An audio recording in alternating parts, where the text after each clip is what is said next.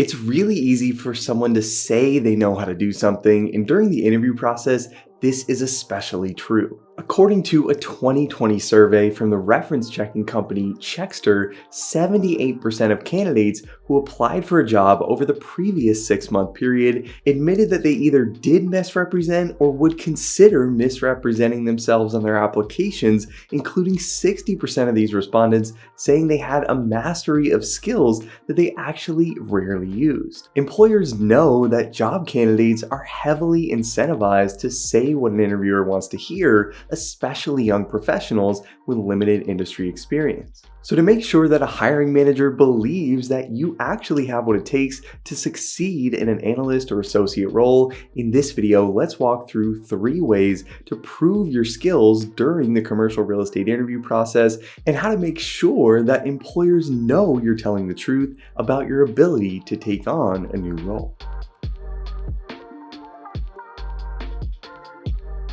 So my first recommendation here takes the least amount of time of the 3 things we'll talk about throughout this video, and this is to make sure you're being as specific as possible when describing your technical skills. It's pretty common for interviewers to ask a candidate how comfortable they feel in Excel or real estate financial modeling in general, and when this question comes up, the worst answer you can give is a generic statement around proficiency. In most cases, a generic answer to this question just makes it look like you're trying to cover up a general lack of knowledge on the subject, or that you just don't know what you don't know because you haven't taken the time to build these skills at all. Instead, the best answers to this question involve talking through specifics that show that you both understand the subjects that you should be proficient in, and also that you're either skilled in or working towards being skilled in most or all of these subjects. This could involve you describing specific models you can build or analyses you can run,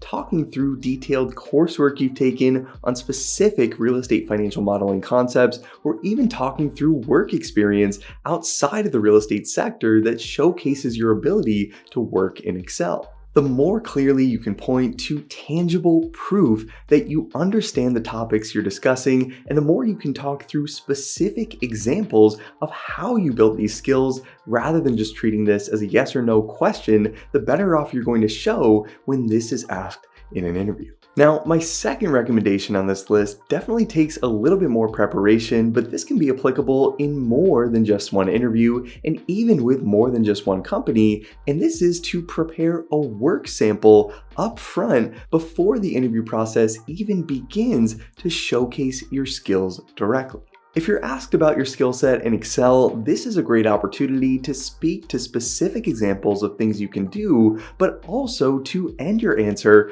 by offering to send over a case study or a model that you've built beforehand after the interview is over. And this doesn't need to be anything that's overly complex, and in most cases, the simpler this is, the more this will work in your favor. Just being able to share something like your solution to a modeling case study you recently completed, a model you built for yourself to quickly analyze deals, or any other real estate related resource that you created in Excel would all be great ways to demonstrate your skills to an employer rather than just telling them what you can do. Proactively offering to send over a model that you've built shows that you're both confident enough in your work product to share that with an employer without being prompted to do so, but also that you've taken the time up front to create this on your own and you're clearly committed to getting better at your craft. Regardless of what this work sample ends up being, it should be simple enough that it's easy to audit,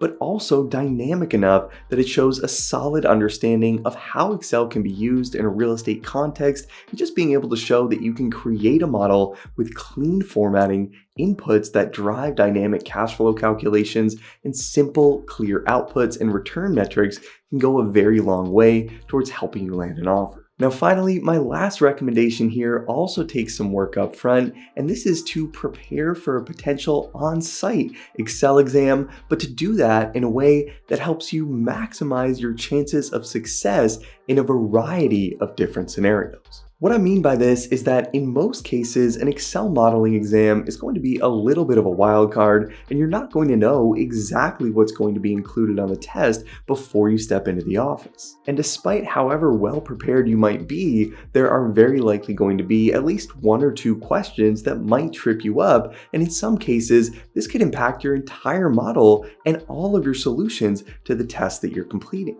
And while this might seem like a worst case scenario, employers also know this and expect that you might not know everything that's thrown your way on an exam, but what they do expect is for you to be able to demonstrate a solid understanding of the fundamentals and your ability to create a dynamic model from scratch with calculations that can be easily updated when assumptions are changed in the model. So even though you may not be an expert in modeling things like construction financing or affordable rent restrictions or commercial lease turnover, even if you do come across these things on a test, if you have the basics down and you can create a clean, dynamic model, you're very likely to still perform well in a variety of different cases. Just make sure you're prepared to build a model that can dynamically reflect changes to things like an assumed purchase price, rental rates and expenses at the property, rent and expense growth in the market over time, and an exit cap rate when you're ready to sell the deal, and that you can also build a model that will automatically calculate metrics